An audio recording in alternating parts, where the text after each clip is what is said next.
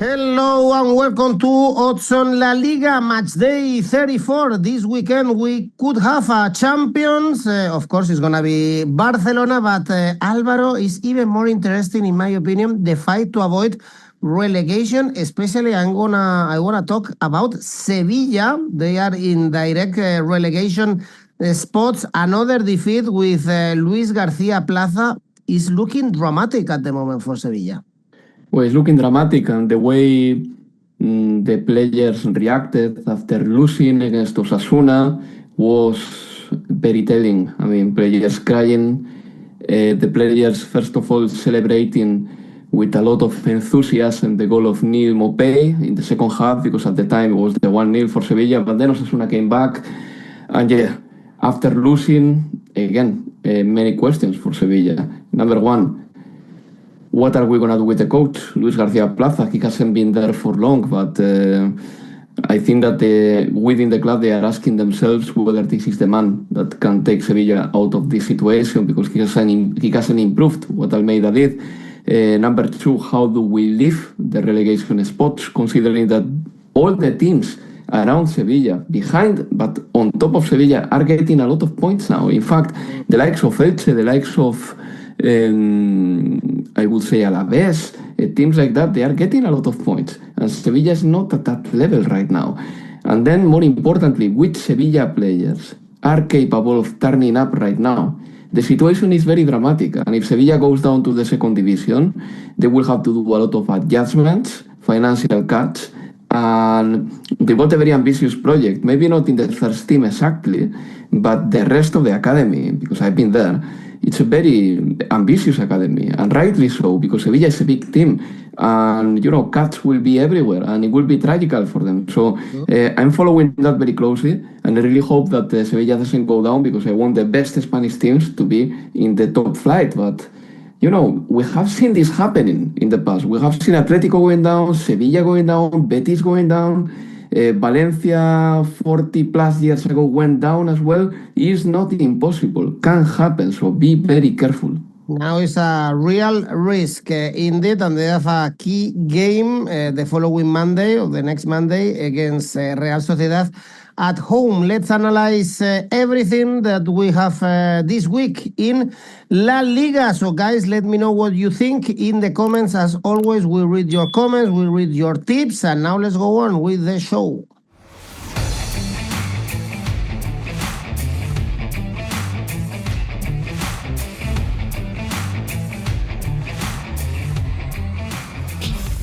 And for the 1st of May, Labor's Day, Alvaro, we have Girona, Mallorca still outside the relegation spots, but they missed a big chance to get some points. Another defeat away from home against Alavés, even if they took the lead. Away from home, they've been dreadful. It's 6 defeats and 1 draw in the last 7 away games. I guess because of these numbers, Girona are favorites, but they lost the last 2 games, Valencia and Betis. And be careful also with Girona. They only need 1 win, Alvaro, but they have to get that.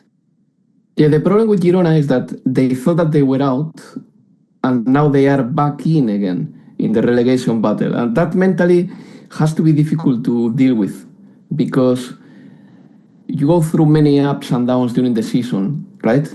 But the pressure that being down there puts on you is unparalleled, uncomparable. And the Girona suddenly is there again. They are only 4 points better than Sevilla, who is 18th on the table right now, but they are playing against Mallorca, and Mallorca are also playing for their lives. Mallorca has only 1 more point than now relegated Sevilla. So this is a very interesting one. Logic always tells me that the home sides tend to win in these kind of games.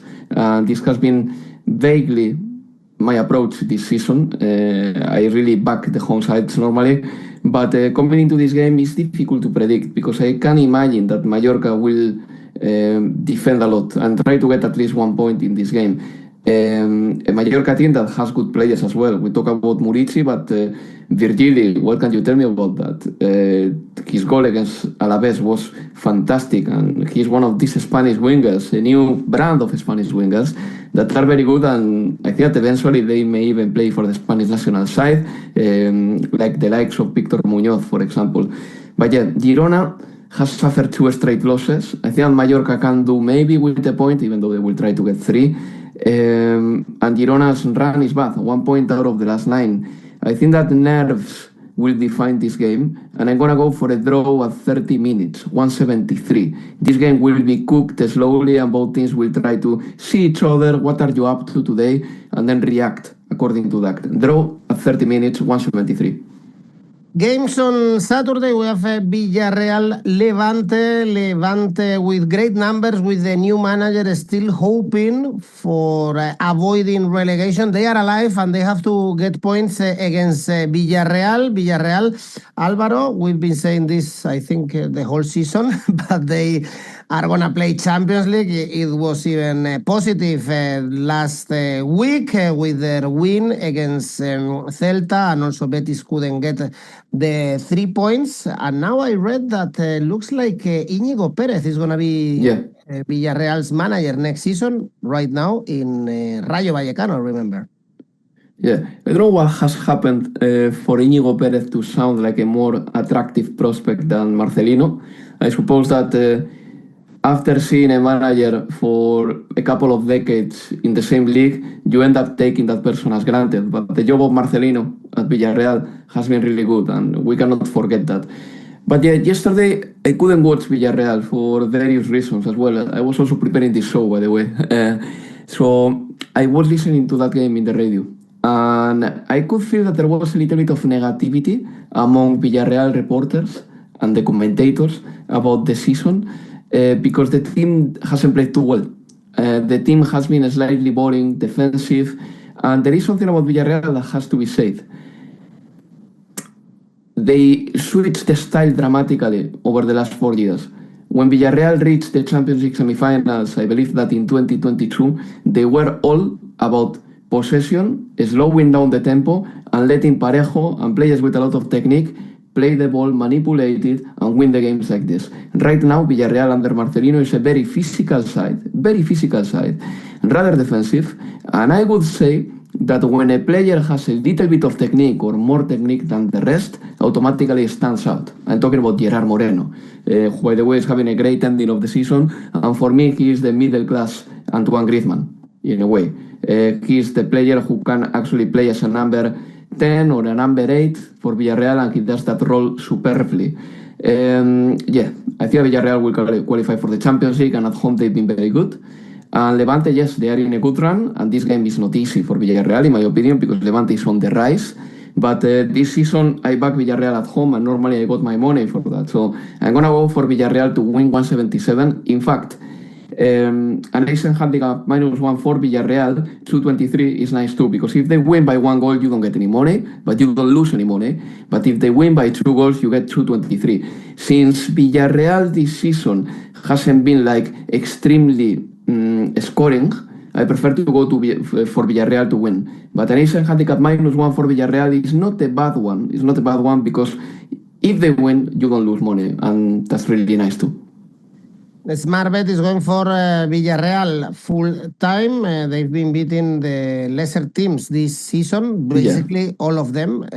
So I can understand why you and smart bet are going for this. The only thing, of course, is if they are going to relax a little bit in the last 5 games, since the goal is already there. Next one is Valencia, Atlético de Madrid. Of course, Atlético de Madrid, this game, they don't care. They have the Arsenal tie in the semifinals. We are doing this video ahead of the first leg, but we know, because we saw it in the past, Alvaro, how Simeone just put the youngsters, and they don't care, basically, about La Liga. They did care against Athletic because they were playing at home. They were preparing the game against Arsenal. It was important for them also to bounce back after the Copa del Rey defeat. But in this game, The bookies are placing Valencia as favorites, and also I don't have any doubt on backing somehow Valencia with 39 points. Álvaro, another win, and they are gonna be one season more in Primera División. And kudos to Corberán, because he arrived in a very difficult position and he saved the team 2 years in a row. He did, yeah. Well, Valencia is almost safe. Almost. Yeah, you never know, because again, I mean, Levante, Mallorca, Alavés, Elche, they are getting a lot of points lately. Also Valencia, that's why they are right now 13th. I mean, with a win in this game, they are safe, in my opinion. Oh, yeah. I think that they are, yes, because they say this season the threshold is going to be 42 points. This has been the calculation lately. And Osasuna yesterday, by the way, celebrated getting a win, because now they have 42 points. And if you have 42 points, I don't think that you will go down. But maybe this season with 41, you are still in trouble. But yeah, this is an interesting game. Look, I'm gonna base on Atlético de Madrid's form as well. I mean, Atlético de Madrid is fully focused on the Champions League. By the way, what a shame that Pablo Barrios picked an injury. It's not so costly for Spain, in my opinion, because Spain has better midfielders than Pablo Barrios. But for Atlético, it is. He came back against Athletic de Bilbao, he played a little bit, and then he picked an injury, and he's not going to be available against Arsenal, I suppose. When it comes to Valencia, look, a few players have stepped up, not only the manager, but Dimitrievski. I think that he has been important lately. He saved to Stuani, the last game was fantastic. Ramazani and Sadik are two players that, maybe we don't speak about a lot, but for example, Ramazani has been very important this season, and between them both, the Belgian and the Nigerian footballers, they have given 16 points to Valencia. The 40% of the teams, the 40% of the points the team has gotten have come thanks to goals from Ramazani and Sadik, so, important players over there. My logic in this game is that Atlético de Madrid is going to be thinking about the game at the Emirates. And Atlético de Madrid games, the last 12, have been normally both teams to score. In fact, 10 out of the last 12 of Atlético games have been both teams to score. Atlético opened the back door. They know that being super apt defensively is not going to be so important, because they will qualify for the Champions League anyway. So I'm going to go for both teams to score here. Atletico has the firepower, yes. Even with Sorloth the other day, he scored 2 goals against Athletic de Bilbao. And they are conceding. So both teams to score 175. I'm starting to get concerned about this World Cup, Álvaro, and Spain with so many injuries, with Lamine, Nico, Barrios, Merino, Carvajal is out, Rodri is injured, so the team is going to be completely different from the one that won the Euro. Fabián Ruiz as well, so many players that are not really fit. I'm talking about Nico Williams. Athletic visiting Alavés, much more important the game for the team from Vitoria. Therefore, Alavés right now +2 with Sevilla, because they were able to get an important key win against Mallorca. If they get saved, they have to owe a lot of money or price, at least, to Tony Martinez. So this is a tricky game, Álvaro. From the betting perspective, you can see the odds pays exactly the same, Alavés or Athletic, because even if it's going to be difficult for Athletic to get into the European spots, it's still possible.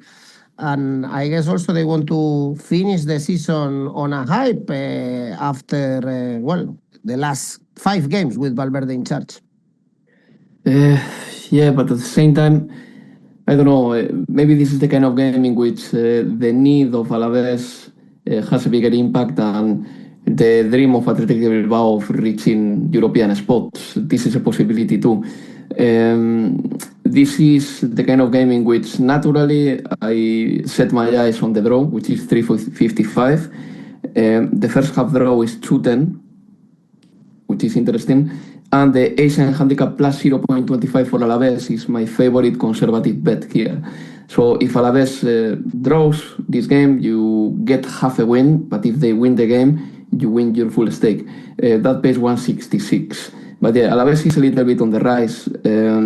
Same for them that 𝗵𝗲𝗏𝗀 picked an injury. It's very inconvenient, and maybe he misses the rest of the season. But Tony Martinez, in the meantime, he's been doing really well. 11 goals for him this season. This player was playing for Porto. He has been a quality footballer.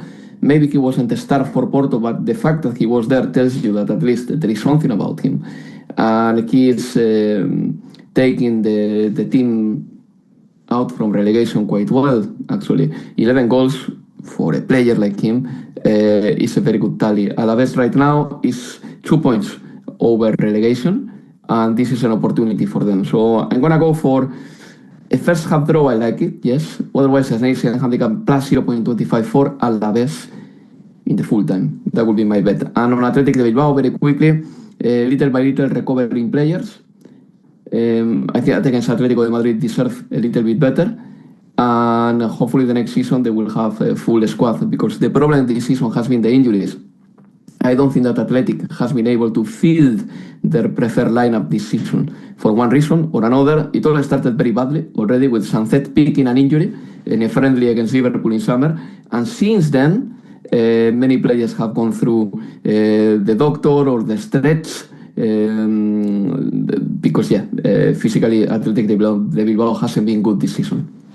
Okay, well, smart bet, also going for a draw, in this case 3.6, difficult this game. Next one is Osasuna-Barcelona. Barcelona can be crowned champions already this weekend if they win in Pamplona and Real Madrid don't win against Espanyol. Barcelona in numbers, they are doing a great season. They can even reach 100 points, only 4 defeats, 1 draw, 87 goals. If they are not champions this week, they could be champions the following one against Real Madrid in El Clásico. So not bad at all, Alvaro, even if they are putting other players in the pitch. But for instance, we saw Rashford scoring a good goal against Getafe, and the Getafe win was not an easy one because of the ground. Also, traveling to Pamplona is difficult. No defeats at home since the 22nd of November, Osasuna. Yeah, this game is not easy, but I do believe that Barcelona turned a page last Saturday, beating Getafe away and Real Madrid drawing against Betis 24 hours before. I think Barcelona now, I can say that they feel they are the champions. They don't need a lot of points, and Real Madrid can only get 89, and Barcelona has to get only 5 more. 5 out of 15. So it's going to happen, I think. Luckily for them, in the absence of Lamine Yamal, the team is still functioning. I think that there are players that are stepping up as well in defense. 𝗵𝗵𝗄 and Gerard Martin have been very, very good lately. And in midfield, Barcelona has many options and they control the game, and that makes them a team that doesn't suffer that much because they control the game. And then players like Fermín, for example, they are turning up as well. That's unquestionable. And if Nico Williams is not there in the World Cup for Spain, maybe Fermín can play on the left. I don't know. There are other options like Baena or Víctor Muñoz, but Fermín is definitely a footballer that has to be taken into consideration. Coming into this game, look, Osasuna is difficult to beat at home.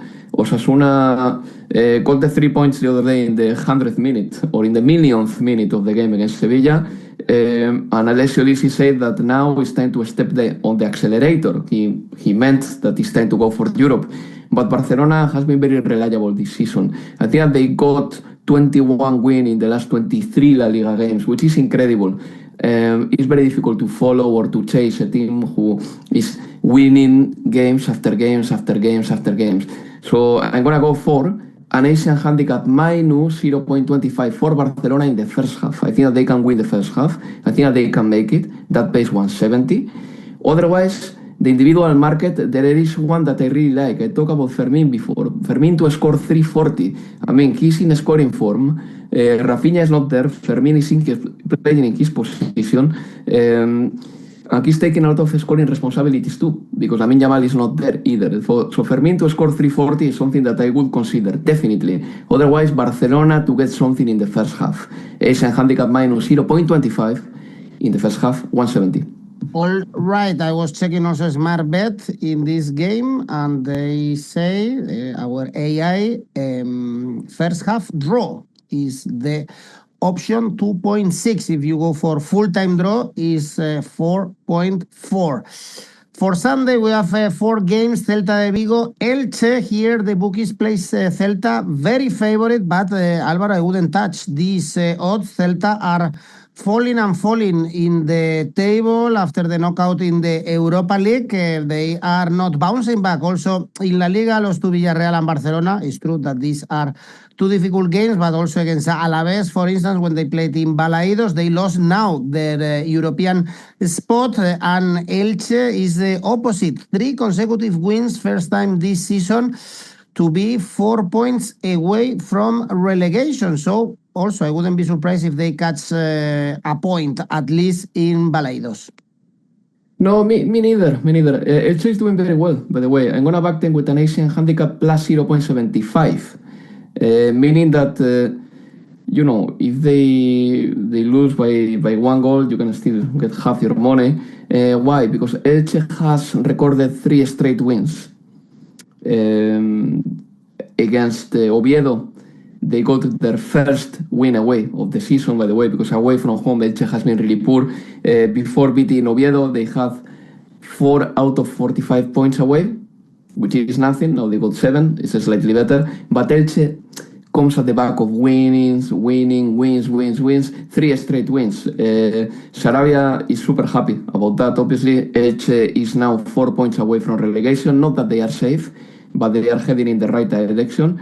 And, Elche has, by the way, 12 points out of the last 15. So the trajectory is good. Celta, however, has recorded or suffered 5 straight defeats. 2 against Freiburg in Europe, and against Oviedo, Barcelona, and Villarreal.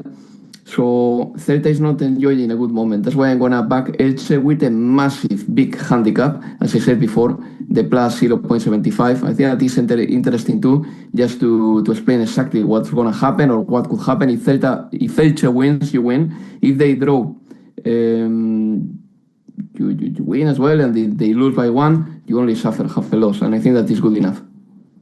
All right, well, we have a video about Asian Handicap in our channel. If you type Asian Handicap Oddspedia, you can learn also all these difficult things with Asian Handicap, but it would help you to bet and get more money. Then we have a derby in Madrid, Getafe, Rayo Vallecano. Getafe right now in European spots despite the defeat against Barcelona, and another game without shots in target for Getafe. Also, they beat Real Sociedad without a shot in target. The last 4 games, both teams to score no. It's not a surprise for Getafe, but I would say they should win this game because Rayo are involved in their first ever European semi-finals against Strasbourg in the conference, and also it was good news, the draw against Real Sociedad, because they had the game completely lost with a crazy referee, so many mistakes in that game, by the way. But Rayo's in a positive dynamic, by the way. They are. That's why I'm not going for Getafe to win. I think the double chance for Rayo is nice, 180, but I prefer the draw. The money is good, and I think the draw can be good for both teams. And Rayo is improving. Draw 320, that will be my bet. Getafe against Barcelona was competitive, yes, and they will be competitive again. But Rayo Vallecano is the type of team that counters Getafe's style very well. Rayo is fuming about what happened in that game. They scored the goal in their latest game on Sunday, but that goal was cancelled because in the previous action there had been a very dubious penalty, and from a goal it all went down to a penalty against Rayo, and Íñigo Pérez and his players couldn't believe it. Also, I think that 𝗔𝗍 will be suspended for this game, by the way. Probably a strong suspension is coming because he told something to the referee that obviously was deserving of a red card.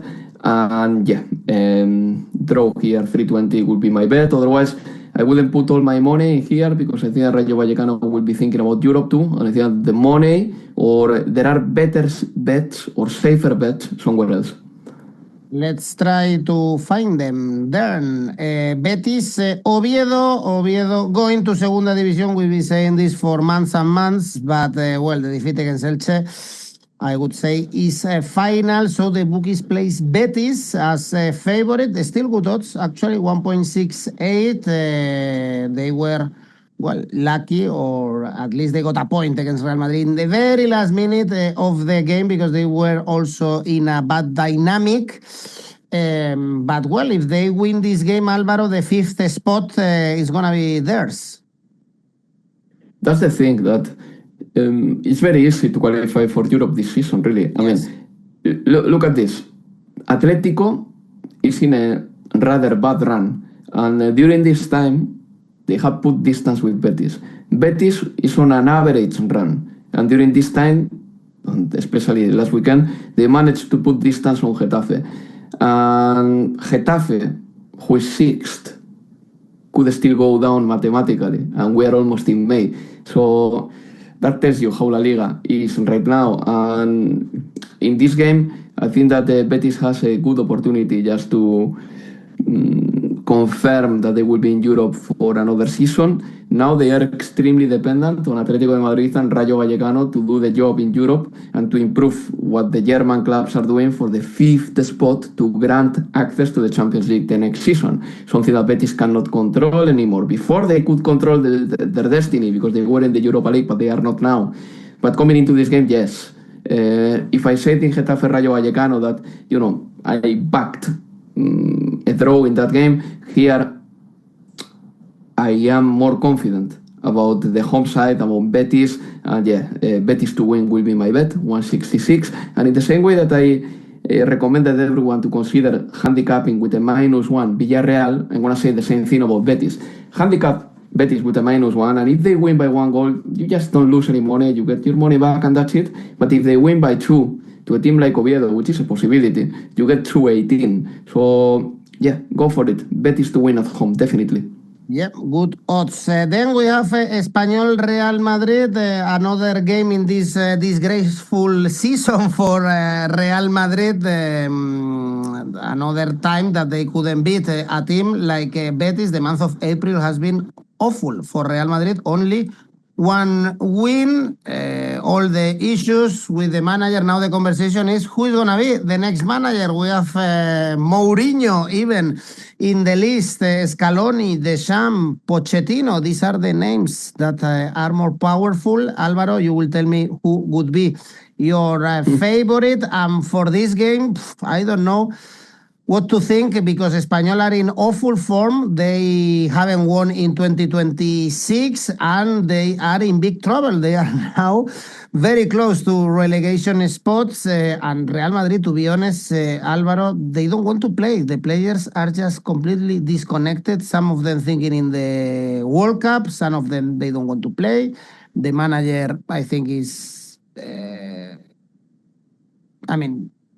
no value, valueless. So I don't know what to think. Is horrible. And in my opinion, everything comes from 2 points. One was Vinicius, when he was changed in that Clásico, lacking respect to Xabi Alonso, and then Florentino backing Vinicius instead of Xabi Alonso and sacking Xabi Alonso. All these 3 things lead us to where we are. Terrible season for Real Madrid. Well, yo era madridista who is also quite objective. So I appreciate it when I speak to Barcelona fans or Real Madrid fans who can also be critical with their teams. I think that this season Real Madrid didn't deal well with the Vinicius situation in El Clásico, that's for sure. And now the question is, if Barcelona is not going to continue, which we both think that he won't, what are they going to go for? If they go for a progressive young manager, one of these exciting managers who are out there, I mean, Iraola or Cesc Fábregas, I'm just thinking about a couple of names, Florentino won't be doing it with full belief. I think that the Xabi Alonso experiment wasn't good for him. He didn't like it. Florentino will probably be more prone to get experienced manager. And in the experienced manager category, there are 2 types. the Vicente del Bosque, Ancelotti, or Massimiliano Allegri type, or the Jose Mourinho type. So it's down to Real Madrid and to Florentino to decide. But it's very difficult for me to think about which manager is going to be the next Real Madrid manager. Jurgen Klopp, he doesn't speak the language, and I think that the language is very important just to send out the message and to send out the energy. And every time Jurgen Klopp appears on media, he talks about how good he feels right now not having a job or not having a managerial job and being able to attend the weddings and have weekends off and things like this. So it's not that straightforward for me. I mean, whoever Real Madrid decides has to be the manager for the next season is going to come as a surprise to me. Really. It's going to come as a surprise. What I do know is that Florentino Perez likes Mourinho. But is Mourinho going to leave Benfica? I suppose that if he gets an offer from Real Madrid, it's another opportunity of his lifetime. But let's see how it goes. When it comes to Real Madrid, look, one thing that is leaking from the locker room is that there is a bad mood between a few players, and Arbeloa, Dani Ceballos, the last one. Obviously, preparing games like this is not easy with this kind of situation. But they are playing against Espanyol, and Espanyol has been really poor, Edu. And the last time they won was back in December when they beat Atlético de Bilbao. In the second half of the season, they haven't recorded a single win. And I think that there is another factor in this game that has to be taken into consideration. Mbappé is not playing, then Real Madrid will miss their best outfield player. But when Real Madrid doesn't play, it's like every piece of the puzzle is a little bit better because Vinicius plays on the left, Real Madrid plays with a number 9, the midfield is more protected because whoever plays up front presses more than Mbappé, and that doesn't necessarily need to be a bad thing for Real Madrid, the fact that Mbappé doesn't play at this time of the season. Because Vinicius and Mbappé together, sometimes they are a liability for the team. So I think Madrid is going to win here. I really think so. Because Espanyol is in a terrible run, and you don't see Real Madrid lose or not win game after game after game. At some point those runs are over. So Real Madrid to win here, 172 will be my bet, and I know that Real Madrid is going through a bad moment, but still, Espanyol is going through a worse one.